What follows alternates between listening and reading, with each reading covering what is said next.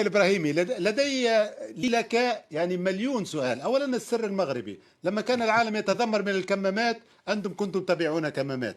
الآن هناك حملة تلقيح واسعة أمر بها الملك المغربي في المغرب، ولكن لا نعرف بأي لقاح. أنتم مع لقاح أي بيونتيك أو اللقاح الصيني، أو لا نعرف ما هي نوعية اللقاح في المغرب التي سيراها سكان المغرب في الأيام المقبلة. وأنا سأكتفي غير ببعض الأسئلة، لا أريد مليون سؤال، هذا مشكل كبير. غير اللي بغيت نوضح بهذه النكهة ديال التفاؤل الموجودة والأمل.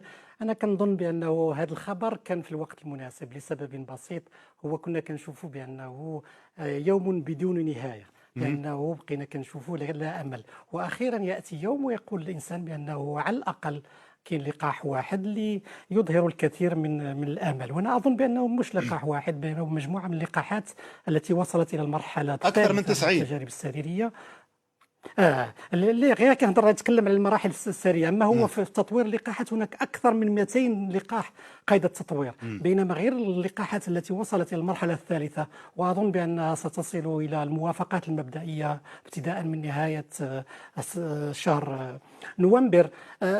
هذا جميل جدا، ولكن غير باش نذكر الجمهور العريض بانه لا يكفي تطوير اللقاح، من الاهم من ذلك هو العمليه التلقيح الجماعي، اللي هي واحد العمليه منهكه وتتطلب كثيرا من اللوجيستيك، وهذا شيء مهم جدا. اذا احنا الان كنظن على ابواب بان مجموعه ديال الشركات، وفي المغرب كاين واحد اتفاق مبدئي مع شركتين. كاين الشركه الصينيه بطبيعه الحال اللي هي عندها واحد التقنيه معروفه وكلاسيكيه، والشيء الثاني كان اتفاق مع استرازينيكا البريطانيه على ان تكون مجموعه من الجرعات تحت تصرف المغاربه قريبا ان شاء الله. اذا اللي هو اساسه جميل في المغرب، كانت واحد الخطوه استباقيه اللي انخرطت فيها اعلى سلطه في البلاد جلاله الملك، ولانه اجتمع البارح، وكانت هذه النيه هذه على انه تكون واحد الاستراتيجيه واضحه كيف ستتم هذه العمليه ديال التلقيح الجماعي. لان ملي كنجي للتلقيح الجماعي نتحدث عن لوجيستيك، عن توزيع اللقاحات.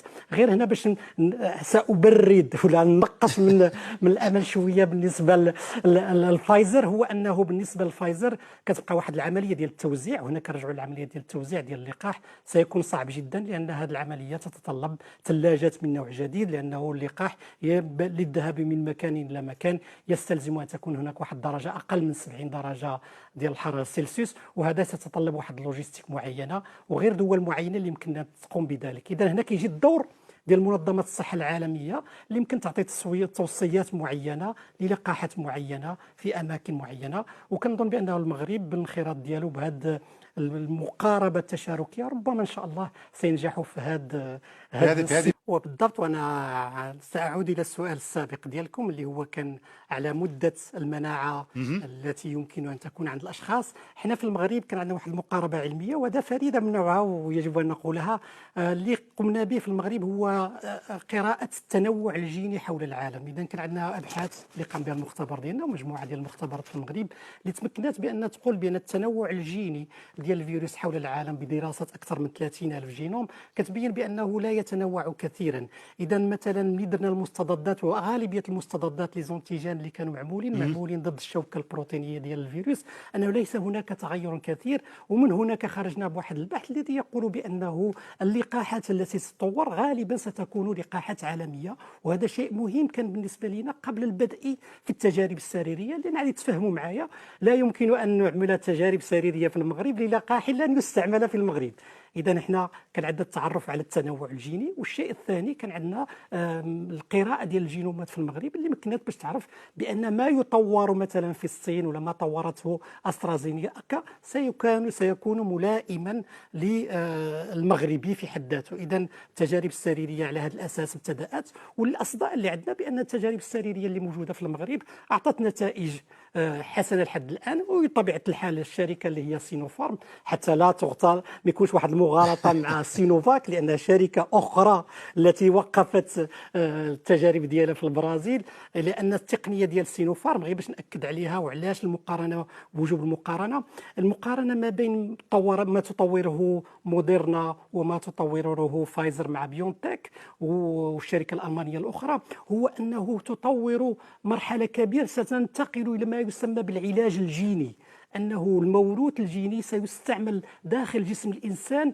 لخلق إما الدواء وإما لتصحيح خطأ ما في الشفرة الجينية، وإما في حالة اللقاح تطور المستضد، وداخل الجسم يمكن أن نطور الأجسام المضادة. إذن هذا غير باش نبينوا بأنه اللقاحات فيها أنواع متعددة. كاين اللي أول مرة في التاريخ، وهذه التقنية الجديدة اللي هي تستعمل على حساب نقل الشفرة إلى الخلايا الإنسانية، وكاين ما هو كلاسيكي هو اللي اعتمد عليه الشركة الصينية اللي معروف تماما وعنده واحد الطبيعة ديالو اللي سهلة، هو أنه كناخذ الفيروس ويتم أنه الفيروس إما نقلص من شراسته ليصبح مموها يمكننا من تطوير الأجسام المضادة. والآن كتبين في المغرب النتائج الأولية بأنها حسنة جدا، وكنظن أنه كباقي دول العالم والشركات الأخرى غادي يكون ربما سينوفارم ستطرح للموافقة الأولية، وربما ستكون في إطار واحد الموافقة ديال الطوارئ في المغرب. وهنا بغيت نأكد واحد القضية مهمة للكثير يخلطون بين ذلك. كاينة سيادية، هي القرار النهائي للموافقة وعرض للسوق اللقاحات هو قرار سيادي لكل بلد.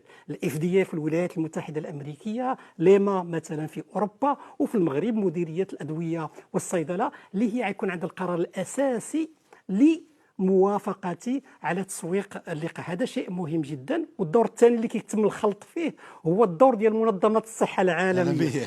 منظمة الصحة العالمية هذا شيء مهم جدا، لأن الناس كيخلطوا كيقولوا تعتمدوا ولا ما منظمة الصحة العالمية شنو عملت خرجت بتوصيات عدة في إطار التلقيح الجماعي المكثف. والعملية اللي كاين مهمة واللي تكلمنا عليها هي لمن ستعطى الأولوية في اللقاح لسبب بسيط يمكن الجميع أن يتفهمه، هو أنه العدد الجرعات الأولية اللي غادي تكون عندنا لكل بلد ستكون غير كافية للجميع. إذا كان لزاما علينا، وفهذا في أي استراتيجية للتلقيح الجماعي لازم يكون عندنا واحد الأولويات معينة. منظمة الصحة العالمية طرحت هذه الأولويات هذه، وكل دولة في الاستراتيجية ديالها.